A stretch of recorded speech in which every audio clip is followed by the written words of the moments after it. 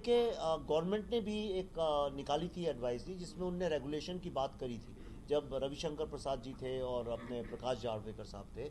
लेकिन उसको लेके इतना हंगामा मचा दिया गया कि फ्री स्पीच के चक्कर में अब प्रॉब्लम ये भी तो हो गया, हर आदमी एक्टिविस्ट है आज की तारीख में। तो तो तो इतना उसको कर दिया, तो गवर्नमेंट भी सोचती है ये कौन सी बहुत प्रायोरिटी की चीज़ है।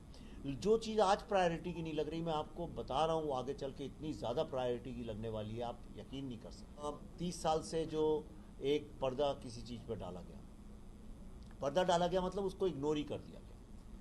वो अचानक आके जब वो फिल्म आई, मैंने तो इनोसेंटली, मुझे नहीं पता था कि इतने सारे लोगों की दुकानें इस फिल्म से बंद हो जाएंगी। हमने तो सोचा हम तो अच्छा काम कर रहे हैं, क्या बात है, पीड़ितों का दर्द दिखाना कौन सी बुरी बात है। और ईमानदारी से अगर आप उस फिल्म को देखें, उस फिल्म में मुस्लिम शब्द का इस्तेमाल तक नहीं किया गया पूरी फिल्म में।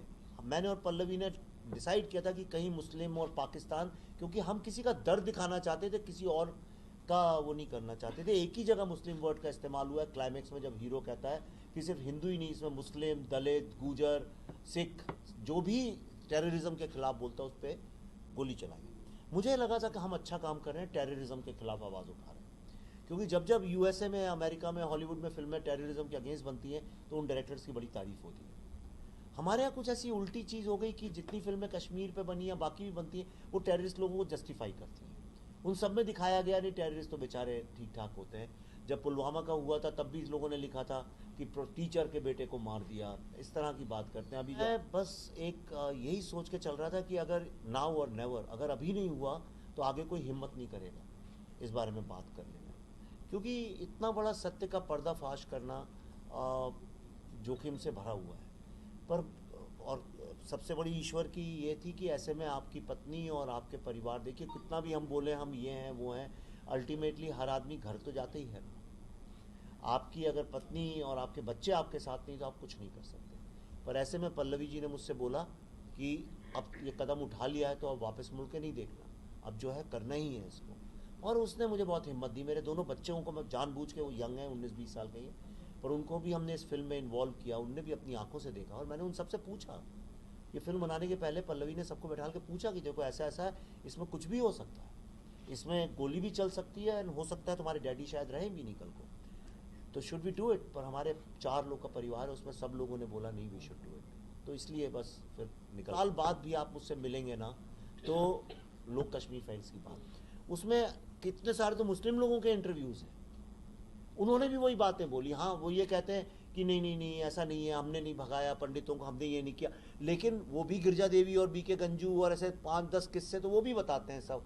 तो मतलब जब पूरी की पूरी सोसाइटी जो इन्वॉल्व थी जिन चीज़ों की बात करती है, हमने सिर्फ वही फिल्म में दिखाया। जो विक्टिम्स थे उनको पहले फिल्म दिखाई, उनका अप्रूवल लिया, कश्मीरी पंडित सोसाइटी का लिया, कश्मीरी मुस्लिम्स जो थे उनने तो एक्टिंग की हमारी फिल्म में, उनने सीन भी लिखे हैं, उन लोगों को साथ में लिया। जब सब लोग एग्री हो गए, फिर मैंने कहा अब दुनिया में जिसको जो प्रॉब्लम है किया जाएगा। जो भुक्तभोगी हैं और जो उनके ऊपर करने वाले हैं दुष्कर्म, जब उनको प्रॉब्लम नहीं है तो लेट्स गो। तो देखिए, मेरा ऐसा मानना है कि जो नई जनरेशन है, नई जनरेशन को भारत से जुड़ी कहानियाँ बनाना चाहिए। मेन प्रॉब्लम सिनेमा के साथ ये हो गया कि सन 2000 के बाद पिछले 20-25 साल से ऐसा हो गया कि हमने भारत के कॉमन मैन को दिखाना ही बंद कर दिया है, और हम लोग सब कुछ जो है एक वेस्टर्न ऑडियंस को केटर करने लगे। पर मुझे ऐसा लगता है, कब था लास्ट टाइम आपने गुजरात की कहानी देखी किसी फिल्म में? और देखी भी होगी तो वो ऐसी होगी, अजीब सा गुजरात होगा जहाँ आप रहते ही नहीं हैं।